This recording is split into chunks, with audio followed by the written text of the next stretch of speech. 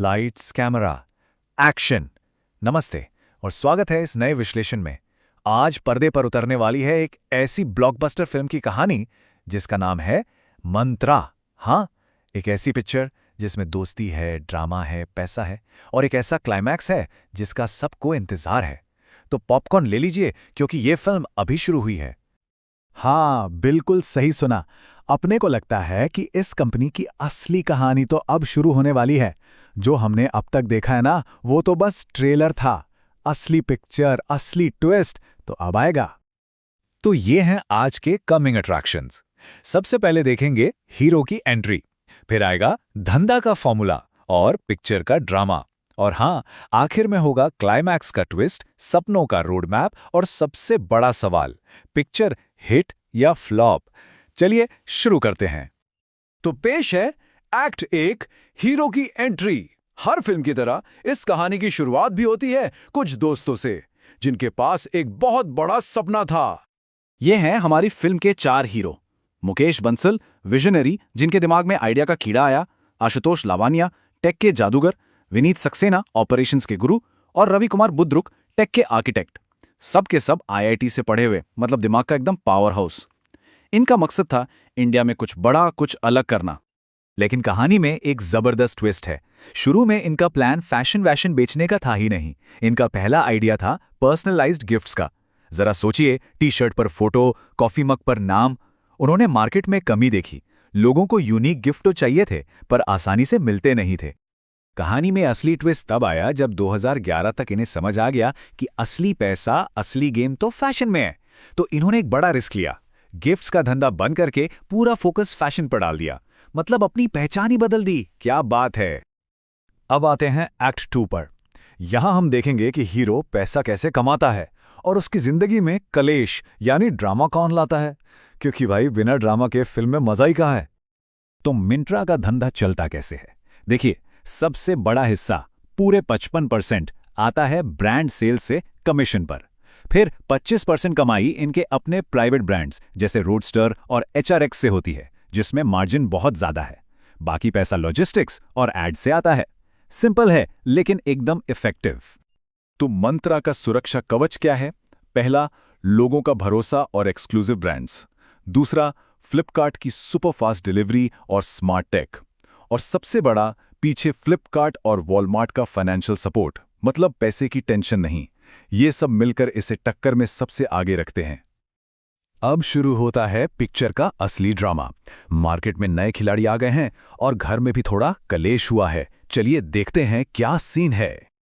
यह है राइवल्स की कास्ट। हमारा हीरो है मंत्रा, तो विलन है अमेज़न फैशन, जिसके पास पैसा, पावर सब कुछ है। फिर आता है अजियो, इंडस्ट्री का अमीर शहजादा जिसके पीछे रिलायंस का हाथ है। और आखिर में है मीशो, गली का वो छोटा फाइटर जो कम दाम में सबको टक्कर दे रहा है। बड़ी इंटरेस्टिंग फाइट है। अब बात करते हैं पहली कंट्रोवर्सी की। साल था 2015। मिंत्रा ने एक ऐसा जुआ खेला जिसने सबको हिला कर रख दिया। उन्होंने ऐलान किया, अब से मिंत्रा सिर्फ मोबाइल ऐप पर चलेगा, वेबसाइट बंद। और इसका नतीजा? धड़ाम। सेल्स 15% और डेली यूजर्स 10% नीचे गिर गए। कस्टमर्स सोशल मीडिया पर गुस्सा थे, कह रहे थे कि उन्हें बड़ी स्क्रीन पर शॉपिंग करनी है। ये एक बहुत बड़ा झटका था। इसके पीछे की सोच ये थी कि फ्यूचर तो मोबाइल का ही है, लेकिन वो इंडियन कंज्यूमर्स की अलग अलग आदतों को समझने में चूक गए। खैर, गलती का एहसास हुआ और आखिरकार उन्हें वेबसाइट वापस लानी पड़ी। अब आती है दूसरी कंट्रोवर्सी, एक ऐसी समस्या जिसके बारे में कंपनी ने कभी सपने में भी नहीं सोचा होगा। ये था 2021 का लोगो ड्रामा। एक कंप्लेंट आई कि मंत्रा का लोगो महिलाओं के लिए ऑब्जेक्शनेबल था।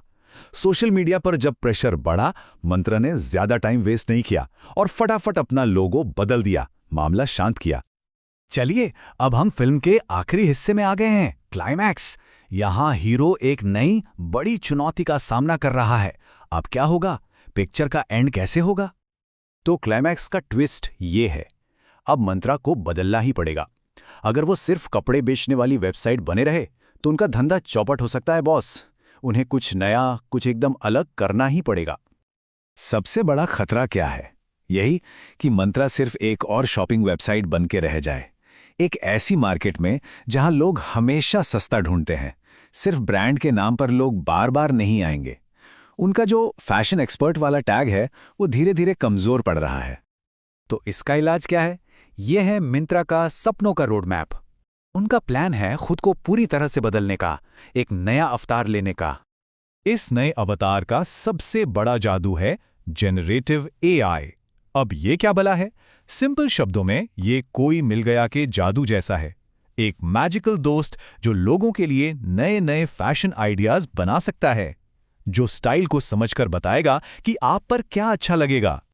तो फ्यूचर के सुपर पावर्स हैं स्टाइल एआई स्टूडियो यानी पर्सनल एआई स्टाइलिस्ट, मंत्रा थ्रेड्स असली प्रोडक्ट्स की 100% गारंटी के लिए, और इमर्सिव वार्डरोब यानी एक वर्चुअल 3D ट्रायल रूम। सोचो, घर बैठे ट्राई करो।